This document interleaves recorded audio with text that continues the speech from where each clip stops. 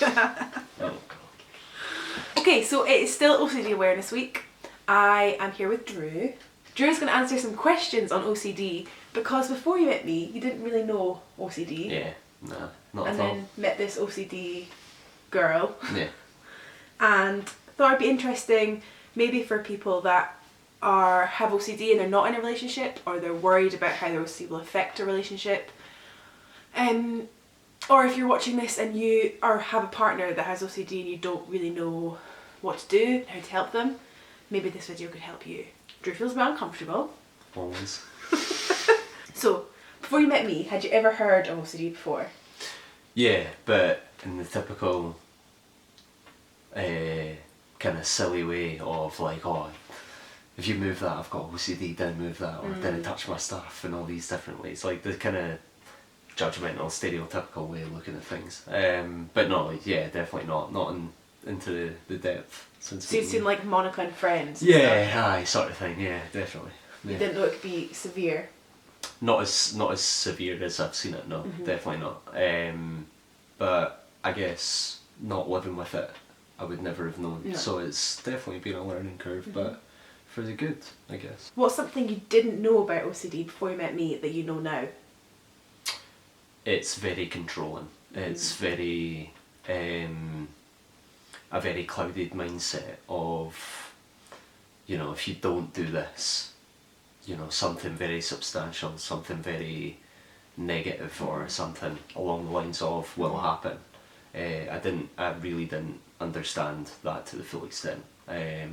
You know, I thought it was, as I say, in the kind of typical way of looking at it. Yeah, like just like, oh, everything needs to be spotless. It was such a clouded way of looking at it myself, but Because looking at my house, you wouldn't think I had OCD. no, exactly. That's Yeah, no, definitely. But no, yeah, like the kind of the darkness almost in the thought process, I guess. And how severe it is. How severe it can be for someone dealing with it, yeah, definitely. But yeah, no, I would say that. When did you first notice that I had OCD? Do you remember there ever being a point where you were like, what's she doing? Yeah, obviously biggest thing was the light switches for me, but like I didn't, you know, it wasn't one of those things where I was like, oh, like, that's a bit strange, or I whatever. can't even remember. No, yeah. Did I tell you I had OCD before you noticed my behaviour? And no, I don't think so. I think it cleared up a lot, and that's when the penny dropped. But I think when I noticed the kind of light switches and stuff, I had a rough idea that it would be something along the lines of. Because I think I've explained this story before, but the first time Drew stayed at my house, and obviously you're very nervous when a boy stays at your house for the first time, and it's already horrible. And then I knew before we went to bed that I'd have to switch light switches on and off. And it's every single night that you stay here, it's like a strobe party. Yeah, I've actually started to enjoy it. Yeah, it's quite fun. It's like a wee bedtime treat. But there was like wires and stuff that you... Yeah, and the lighters as well. You know, like there was everything had to be kind of locked in a certain way in a certain place, or once again something bad would happen or something substantial. Like recently in lockdown, I had a can of Iron Brew next to my table, and like the next morning I went through, Drew was working, and noticed he drank that Iron Brew, because everything in my flat for a while during lockdown had a reason it was there, and if somebody moved it, then my OCD went mad. And it was this just can of Iron Brew that was at the side of my table, and Drew was thirsty and just opened it and drank it. I was like, oh my god, that's a can of Iron Brew that needs to stay there. It's total learning curve. Yeah. But it's like obviously difficult because you can't just not move anything. Yeah, and it's not always easy to voice it as well. With, you know, like, don't touch that, that's there for a reason almost. Like, there's no fair warning to it. So yeah, no, I guess it's just, I think that's the toughest point. Just kind of everything has OCD behaviour behind it. Definitely. But I'm much better. I'm getting much better, so it's not as... I think at that point I was getting better, so when Drew drank Iron Brew I wasn't like, oh my god, the worst thing's going to happen. I knew it was stupid. Not stupid, but like I knew that it was an OCD thought anyway, so I could deal with it. But there were certain points in lockdown I couldn't have dealt with that. And I would have been like, oh my god, I'm going to get so ill because Drew drank my Iron Brew. Even compared to when we first met, it was much more regimental. It was really bad for a while. But yeah, no, definitely you are doing much better with it. So the next question is, how does my OCD affect you?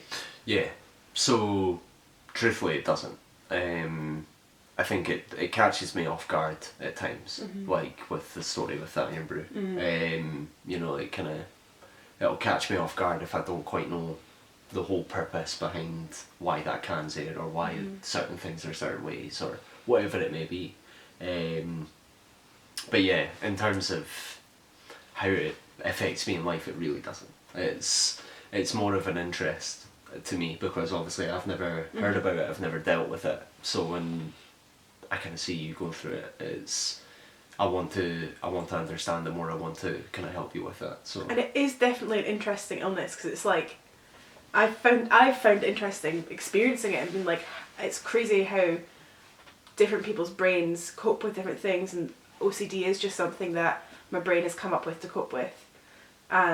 I think it's sometimes affected you, like when I've not been allowed to text back.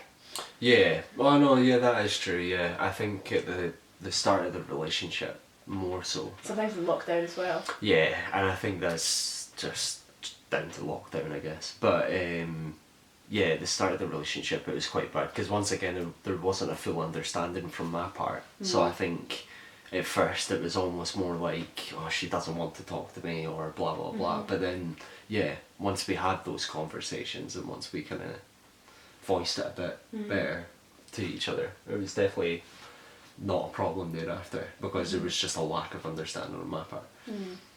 Yeah, me and Drew are just about to move in together.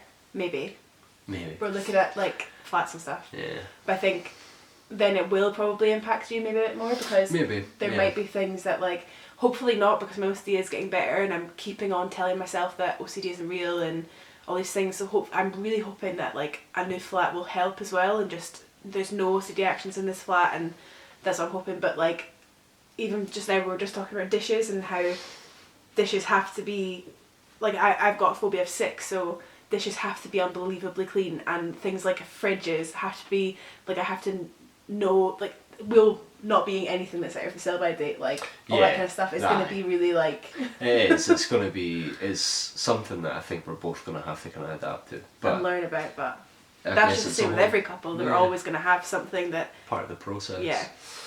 And the last thing we're going to talk about is how you help me in different ways, and the thing that comes into my mind the most, thinking about if you are somebody that has a partner with OCD, the thing that really helped me was, well, firstly, getting better in recovery has to come from the OCD sufferer.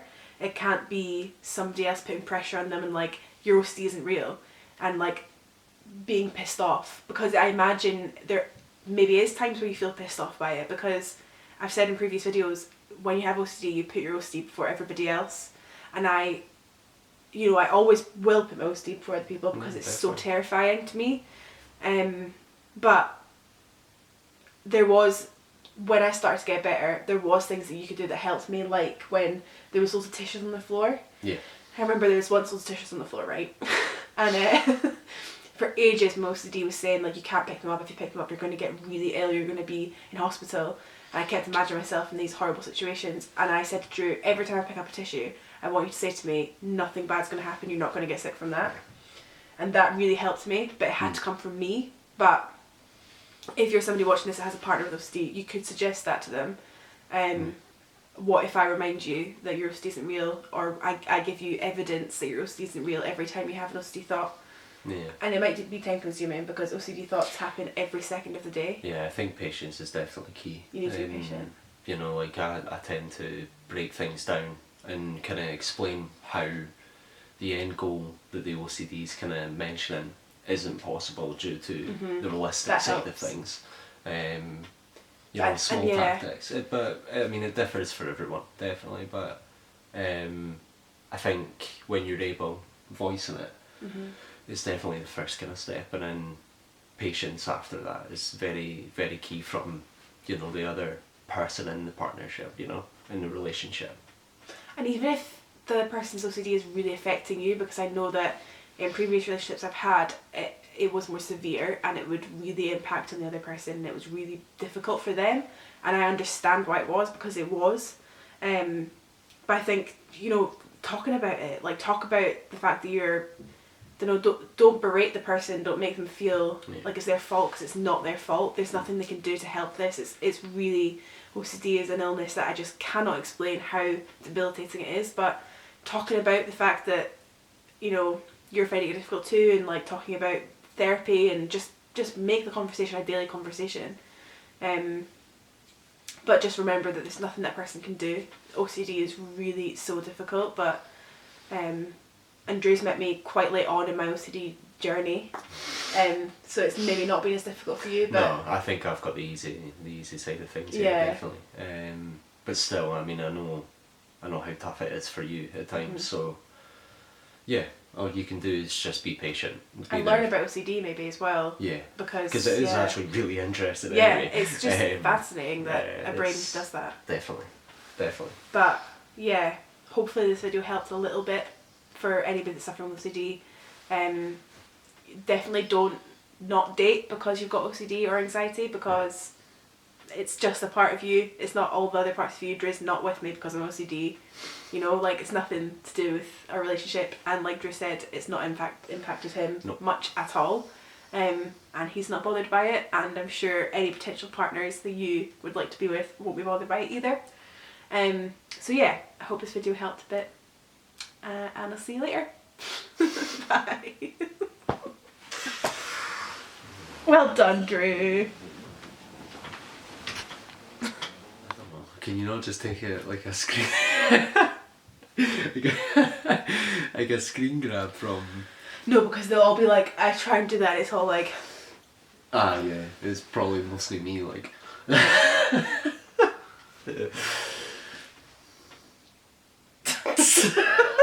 Oh my god, this is god awful. No one will see this bit. This is just a photo. I know. That's. I think that's what's making it worse. We take photos all the time. I know, but it's video in front of me as well, and now I've got a beamer right now. A beamer. That's such a good turn of phrase.